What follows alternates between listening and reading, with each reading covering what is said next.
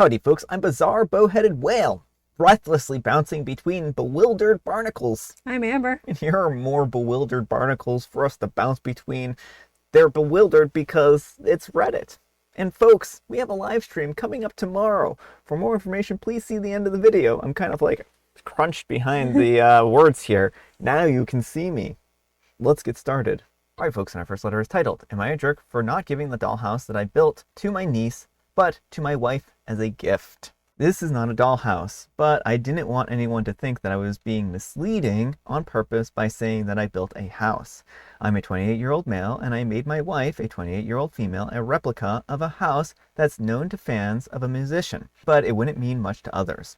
It's about 2 feet tall and wasn't very complicated to build, but my wife has said a few times over the last year that she thought that it would be cool to have for her little trinkets. She's like a crow with her trinkets. I love it. She didn't know that I was making it for her, but I did sneakily involve her in its creation through having her make a couple of TikToks while we were out together so that I could get the colors right. She has no idea. Lol. I was excited, so I showed a picture to my brother. He told me that it was cool, but didn't get the purpose.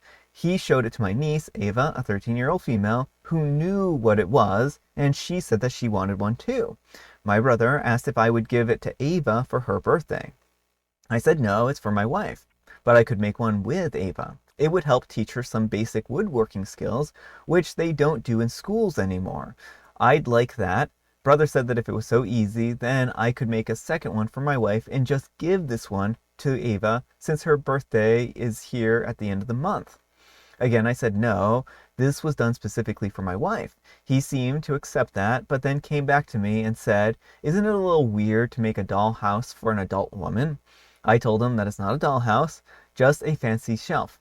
He argued that it makes it worse, because Ava would actually play with it. He must have gone to complain to Mom about it, he's the younger brother, because Mom called me to tell me that it was dumb to give my wife the dollhouse. I tried to explain that it's not a dollhouse, but she just kept saying that's stupid. This weekend, I was at their house, and Ava kept bringing up the house and laying it on thick with statements like, I've always wanted one just like it. She keeps asking why my wife wanted the dollhouse. I said that it's not a dollhouse, but she kept asking why she needed the dollhouse. I told my brother that he was encouraging his kid to be manipulative and I really don't like it. So I was going to leave. He told me that I was dangling the house over her head like McDonald's and teasing her and that it made me a bad uncle. Being a good uncle is important to me and I feel for the girl because she's a big fan too. I admit that I have a blind spot for this because I don't have kids and maybe I shouldn't have shared the picture with my brother to begin with. Am I really the jerk for not just giving it to her? Yes, it was easy to make, and I could make another quickly. Sorry guys, Ava isn't my brother's biological daughter. There's a long story involved in that, and I didn't want to add here, but I should have realized that the age would be still surprising. I see her as my niece regardless, but I get why that would be alarming. Nothing bad happened or anything like that. Alright folks, what do you think? Absolutely not the jerk. Honestly, I think OP's offer to make it with her was a really sweet one. I'm surprised she didn't go for it. Like, at her age, I would have loved doing something like that. Yeah, especially with the good uncle. Yes, the fact of the matter is the niece and brother and mom are all being very manipulative. And at this point in time, you should not do this for her, period. She had the opportunity to make one with you. She chose not to do it. Brother was the one who showed her in the first place. OP wasn't dangling this in her face. And they keep trying to call it a dollhouse to try and make it like weird to guilt him. But like, first of all, there's nothing wrong with adults wanting a dollhouse. I would love a dollhouse. I love miniature things. And secondly, this is a gift for OP's wife. Yeah, the big thing that I would be concerned about at this point in time is them trying to ruin the surprise. Because they're doing everything they can to make sure that OP gives this house up to Ava. And I wouldn't be surprised if part of that would be to drop hints to OP's wife. So I would be careful if I were OP in that regard, right? Yeah, I'd give it to the wife sooner than later, just to make sure that she gets it and also make sure that it's somewhere where the niece and brother cannot access it. I would recommend potentially not letting them around your house anytime soon because they might try to take it or something. Yeah, so I would be careful. And I think that OP's a really sweet person here. I mean, they're making their wife a gift that she really likes. It's going to be a surprise. And it doesn't even sound like it's for a birthday or anything like that. It just sounds like he's making a gift for her for just the sake of it. Which is nice. I honestly love just because gifts. But let me know what you folks think. So anyhow, take care and good luck. All right, folks, and our next letter is titled, Am I a Jerk for Asking My Daughter to Donate Her Toy Collection? And Amber wants to read this one. I'm a 48-year-old female. My daughter's a 20-year-old female, and she has been collecting Sylvianian families, they're called calico critters in the US, since she was a little girl. She's autistic, and they have been her special interest for many, many years. She has quite a big display of them on a shelf in her bedroom. She had started collecting these toys when she was very young, and I presumed that she would grow out of them, but she never did. My daughter is extremely smart and is currently in her first year of medical school. The other day I asked her whether it was normal for a medical student to still be collecting children's toys, and if she would maybe consider donating them to charity. She seemed shocked that I would even ask. She told me that just because she was an adult, it didn't mean that she should have to give up something that made her happy.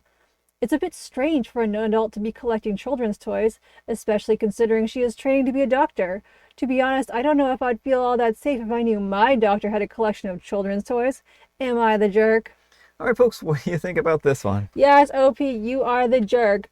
Honestly, I would feel much more content knowing that my doctor collected calico critters or other, children's toys than like a lot of things that adults do. Yeah, I mean, I would feel differently if she actually brought them into surgery. Well, yes. I mean, I think having them at her house separate from her medical profession is important. There's a time and place for collections. Mr. Muffin's gonna help me with surgery today. Get the little knife, Mr. Muffins. And that's the last thing you see before it fades to black. Oh my goodness. Then it becomes a horror story. I was going to say, that would be an interesting horror movie. Yeah, I mean, I think that this is certainly not as big of an issue as OP is trying to paint it as. And the thing is that if it makes her happy and it doesn't interfere with her work, then there's no reason for anyone to worry about what she's collecting, right? Yeah, well, that's the thing, is that she is doing this when she's off the clock, and people should be allowed to have things that make them happy, even as adults. Like adulthood, the thing that always baffles me is when you get to be an adult, that's when you get to do the things you want to do. But we, as a society, push people to give up so many of those things. It's like, no, I'm an adult now. I'm going to do all those things I wanted to do as a kid. Yeah. I mean, the mom here is acting like OP's collecting the skulls of her enemies or something like that. And I mean, it's like, this is not that bad. It really is not. I mean, I would be concerned if my doctor had a skull collection of their enemies. Yes. A toy collection? Not so much. Yeah, well, exactly. But let me know what you folks think. So anyhow, take care and good luck. All right, folks, and our next letter is titled, Am I a Jerk for Not Letting My Girlfriend Get Away with Hypothetical Murder? This feels so dumb, but here it goes. My girlfriend is a 40-year-old female and I am a 35-year-old male, and we are watching a show where one of the characters thinks that her friend murdered somebody. And she immediately responds something like, I have a go bag, some cash, and a fake passport. We're going to have to move to Canada. My girlfriend asks me, would you do the same for me? And my response is honest. I think that depends on who you killed and why.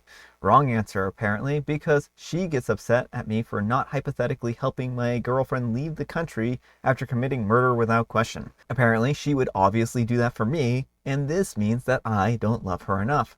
I'm shocked that we're apparently doing those type of stereotypical gotcha love questions a few decades after being teenagers, and after being together for 5 years.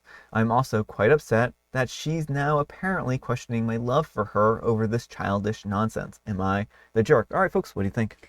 No, not the jerk. I mean, I love Brian a lot, but I am not going to, like, if he told me he murdered someone, like, I'm not going to just be like, okay, we're going to Canada. Purpose of these kind of questions is they're hypotheticals, and like you're never going to be faced in that kind of situation. Yeah. And so to get so upset over someone being like, yeah, I mean, I need to know why you killed this person and and who they are, like, I mean, I feel like that's even more generous than, you can be a good partner and not support your partner in murder. Well, I think the thing is this, right? If your partner does something that's illegal, then they need to face the consequences, right? I mean, you shouldn't have to. Loving your partner doesn't mean supporting them unquestioningly in all scenarios, right? You can love someone, but recognize that they have done something wrong. And part of loving someone is correcting them when they do something wrong, that we have this unfortunate idea that, it means standing by their side always. Sometimes, we read Reddit stories about this that happen all the time, where people do truly abominable things and expect their partner to stand by them. Mm-hmm. And that should not be the case. If your partner is not being their best self, if they are actively harming others, then, it's important as a partner to push them to be a better person. Yeah. But let me know what you folks think. So anyhow, take care and good luck. You want to ask the wheel? Yes, let's ask the wheel. But folks, let's see what the Wheel of Judgment has to say. Wheel of Judgment, turn, turn, turn. Tell us the judgment that OP's earned. Laws of deniability. We know which side the wheel is on. All right, folks, and our next letter is titled, Today I messed up by accidentally showing my boyfriend my incognito window. So this happened a few months ago, but I thought that I would share since it's actually so dumb. So I just had gotten back into reading fan fiction after I had rewatched Kingsman Golden Circle. I read my fan fiction incognito because if someone saw my search history being entirely AO3, then I would be embarrassed. Anyways, I keep the fictions that I haven't finished reading open in a separate incognito window so that I can go back to reading them later. Now here's where I messed up. After a date, my boyfriend was driving us around and I began talking about the movie and mentioned a character that I thought was cool, aka super hot.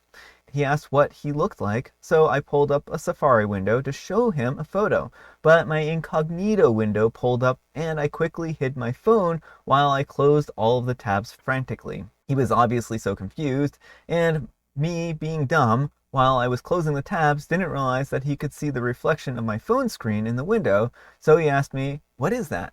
Obviously, I went to deny, and he said, "Are those eating disorder forums? I used to have an eating disorder before we met for context." Which they're not, so I started saying no repeatedly like a madman. And then he starts to genuinely be concerned and said, "Then what are they?" The gig was up at this point, and I admit that I read fan fiction to my boyfriend. After I told him, he looked at me like I was gross and said, "I think a lot less of you now that I know that." He then just went and dropped me off home. Later that night, I started texting him trying to defend myself and not seem like a freak, and he asked me to send him a fanfic that I was reading. Now, admittedly, maybe some of these are a little not safe for work, so I was pretty nervous to send him one, but I did regardless. And after about 10 minutes, he replied back to me saying, "So you want this guy to be intimate with you or something like that? We're dating." This was my, oh, he might dump me moment, and I tried explaining that I just liked the character and wanted to read more context about him since his personality is so witty and fun, which he wasn't buying. So I just resorted to telling him that I would never read fanfiction ever again. He was satisfied with this, but he still made it clear about how weirded out he was by it and how he viewed me in a different light. Fast forward to now, we've broken up since then, and now I'm getting back into reading fan fiction yet again. Next time, if I don't want to almost get dumped, I'll close my tabs. Lol. Alright folks, what do you think about this? I mean, I think OP is taking the wrong message from the situation. Yeah. I think this is a sign that he's not the right one for her. Oh yeah. I mean, you should be able to be open with your partner about what you read. There's nothing inherently shameful about reading fan fiction. It's just like any other kind of fiction. And so if you can't talk openly and honestly with your partner about what you're reading, I think that's generally a sign that this relationship may not be as suitable for you as you think. Well, I mean, I'm glad that they're broken up at this point in time. He seemed like a pretty mean individual here. Like, even if you don't like the stuff, even if the genre isn't your cup of tea, just because someone is reading a certain genre doesn't necessarily mean that they are a bad person or anything like that, right? And he makes it sound like OP was like, a horrible person for reading stuff that she enjoyed. Right, and then projecting onto her, like, some people enjoy, the fantasy of reading about these characters. It doesn't necessarily mean that they want them to walk into their lives, Yeah. Most people understand that this is fiction, and so I feel like just his whole approach to this wasn't very kind or charitable. No, it really wasn't. But let me know what you folks think. So anyhow, take care and good luck. All right, folks, it is tea time. Grab your beverages of choice. I've got some tea right here, and Amber, she's got a very big book with jokes in it. Why don't T-Rexes make good artists? Oh, because they have very short arms, and that would make it very difficult to paint. Because they're extinct. Oh. I mean, that's actually a pretty good one. It's National Draw a Dinosaur Day. Yes, so if you're a T-Rex out there, make sure to draw a self-portrait. And I have licorice spice. All right, folks, that's all the time we have for today. Thank you so much for watching. Happy Friday, Junior, folks. Happy Friday, Junior. Thanks so much to Amber for joining me today. Thank you for having me. And folks, we have a live stream coming up tomorrow. We hope to see you then. For more information, please see this little square. Amber, we need some kind of moral advice and or guidance, and please have it on gatekeeping adulthood. Don't let people enjoy things that make them happy, as long as they are not on the order of things like murder. Yes. You can question your friend's skull collection, but you can't question your friend's Barbie collection. Thanks so much for watching, and we'll see you all tomorrow. Bye. Amber's like, if that's the moral that we pulled out of this, then maybe that's not the best moral.